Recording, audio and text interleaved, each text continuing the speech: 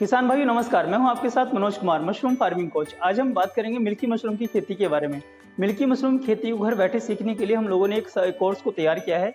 इस कोर्स के माध्यम से हम लोग आपको बताते हैं किस प्रकार से आप मिल्की मशरूम की खेती को सीख सकते हैं और घर बैठे बेहद आसानी से कर सकते हैं। इसके लिए हम लोगों ने 7 चैप्टर को अलग अलग डिवाइड करके आपके लिए तैयार किया है। इन चैप्टर के अंदर आपको क्या क्या चीजें बताई जाती हैं, ये सारी चीजें मैं आपको अभी समझाता हूँ।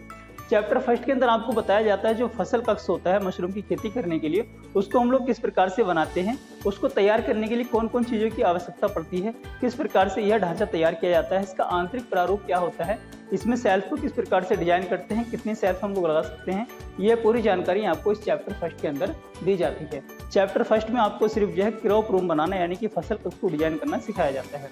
अब हम बात करते हैं चैप्टर 2 की।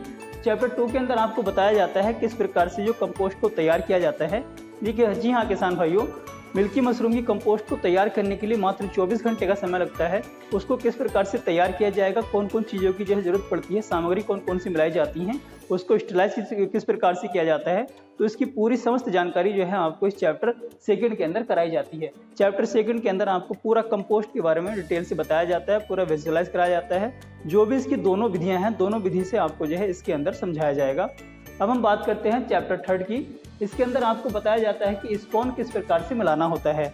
जी किसान भाइयों, जब हमारा कंपोस्ट बन के तैयार हो जाता है तो इसके अंदर जो है कंपोस्ट के अंदर स्पॉन को मिलाना होता है। स्पॉन को मिलाने के लिए क्या सही समय होता है, किस प्रकार की नमी कंपोस्ट के अंदर होनी चाहिए और किस प्रकार से स्पॉन इसके अंदर मिलाया जाता है।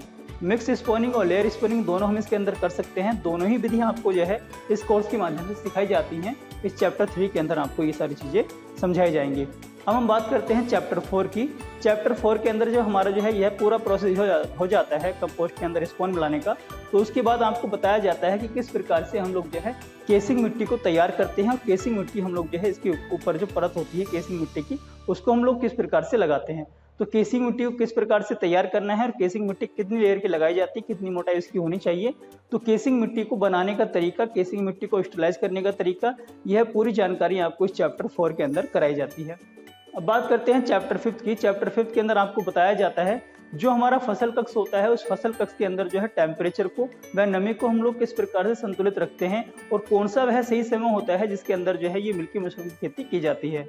मुख्यतः यह खेती बरसात के समय होती है और उसको हम लोग किस टाइम से स्टार्ट करते हैं और कब तक की खेती हो सकती है, सही समय क्या होता है, उसकी पूरी जानकारी आपको जो है इस चैप्टर 5 के अंदर कराई जाती है। और इसमें पूरा आपको जो है सविस्तार बताया जाता है कि आप किस प्रकार से जो है तापमान को व नमी को जो है संतुलित में बना के रखते हैं।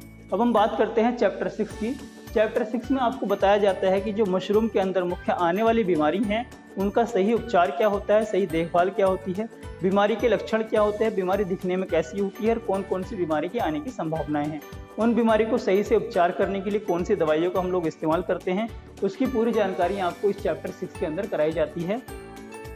चैप्टर 7 के अंदर आपको बताया जाता है किस प्रकार मिल्की मशरूम को हम लोग तोड़ते हैं और फिर उसकी वॉशिंग करते हैं और किस प्रकार से पैकिंग किया जाता है। यह पूरी समस्त जानकारी आपको इस चैप्टर 7 के अंदर कराई जाती है। किसान भाइयों, इस कंप्लीट कोर्स को सीखने के लिए आप किस प्रकार से इस कोर्स को परचेज करेंगे, किस प्रकार से ये लॉगिन किया जाता है, इस कोर्स को सीखने के लिए आप हमारे इस संपर्क सूत्र पर फ़ोन करके पता कर सकते हैं। धन्यवाद।